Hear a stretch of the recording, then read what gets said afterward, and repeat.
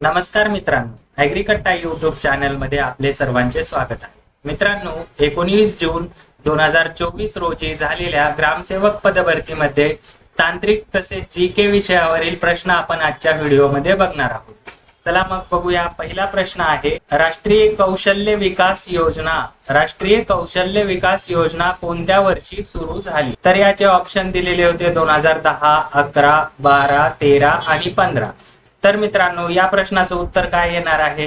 तर 2010 साली यूपीए सरकारने राष्ट्रीय कौशल्य विकास मिशनची स्थापना केलेली होती. पुढचा प्रश्न बघा मित्रांनो, प्रार्थना समाजाची स्थापना कोणी केली? ऑप्शन आहेत राजा राममोहन रॉय, महादेव गोविंद रानडे, स्वामी विवेकानंद, दादाभाई नौरोजी की गोपाळ कृष्ण गोखले. तर प्रार्थना समाजाची स्थापना ही ऑप्शन बी महादेव गोविंद रानडे यांनी केलेली आहे. पुढचा प्रश्न मित्रांनो, कोणती सार्वजनिक क्षेत्रातील बँक नाहीये? तर आपल्याला ऑप्शन दिलेले आहेत Punjab national bank, bank of Baroda, HDFC bank, state bank of India, Canara bank.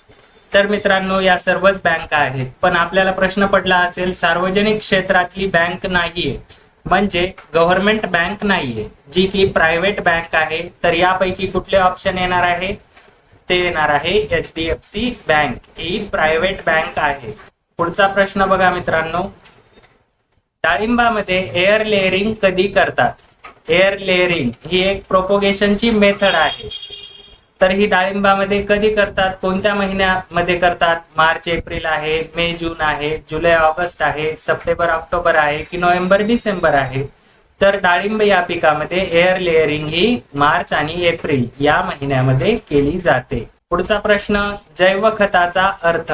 जैव खते म्हणजेच बायो फर्टिलायझर असेही आपण याला म्हणतो. तर याचा अर्थ काय होतो? नैसर्गिक रासायनिक खत आहे का? हे सेंद्रिय पदार्थातून बनवलेले खत आहे का?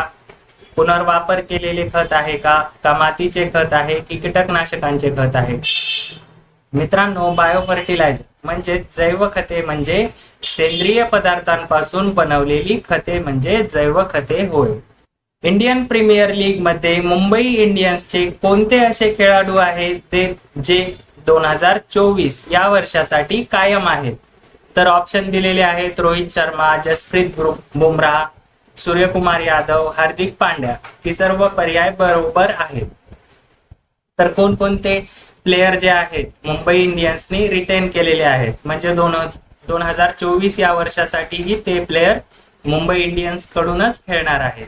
तर यामध्ये आपण बघू शकता दिलेले जेवढे ऑप्शन आहेत हे सर्व प्लेयर हे मुंबई इंडियन्स कडूनच खेळणार आहेत, म्हणून याचं योग्य उत्तर असणार आहे सर्व पर्याय योग्य आहेत. इजिप्तचा सर्वोच्च पुरस्कार कोणाला मिळालेला आहे? तर इजिप्तचा कोणता आहे सर्वोच्च पुरस्कार? तर तो आहे ऑर्डर ऑफ द नाईल हा पुरस्कार आहे. आणि हा कोणाला मिळालेला आहे? नरेंद्र मोदी आहेत, राहुल गांधी की सचिन तेंडुलकर की रतन टाटा की अमिताभ बच्चन. तर इजिप्तचा सर्वोच्च नागरी पुरस्कार जो आहे ऑर्डर ऑफ द नाईल हा नरेंद्र मोदी यांना मिळालेला आहे. पुढचा प्रश्न बघा मित्रांनो, नौसेना दिन कधी साजरा करतात? नौसेना दिन कधी साजरा करतात? 26 जानेवारी, 15 ऑगस्ट आहे, 4 डिसेंबर आहे की 5 सप्टेंबर आहे की 14 नोव्हेंबर? तर नौसेना दिन हा 4 डिसेंबर रोजी साजरा करतात. 4 डिसेंबर रोजी चित्ता डे आहे. त्यानंतर बँक डे सुद्धा याच दिवशी साजरा केला जातो आणि चित्ता डे पण 4 डिसेंबरलाच असतो. या गोष्टी आपण लक्षात ठेवायच्या आहेत. पुढचा प्रश्न बघा, नागझिरा वन्यजीव अभयारण्याची स्थापना कधी झाली?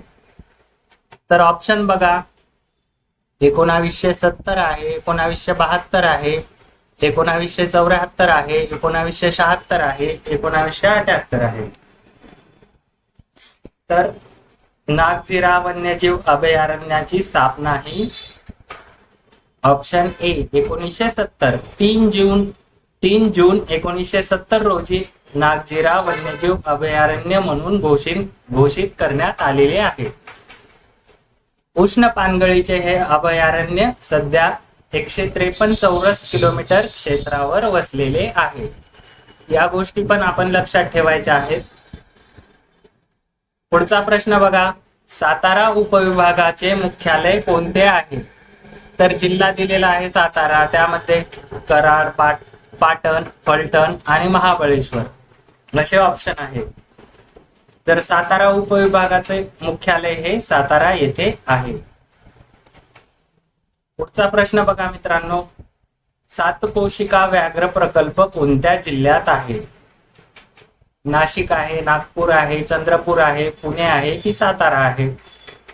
तर सातकोशिका हा व्याघ्र प्रकल्प चंद्रपूर या जिल्ह्यामध्ये आहे.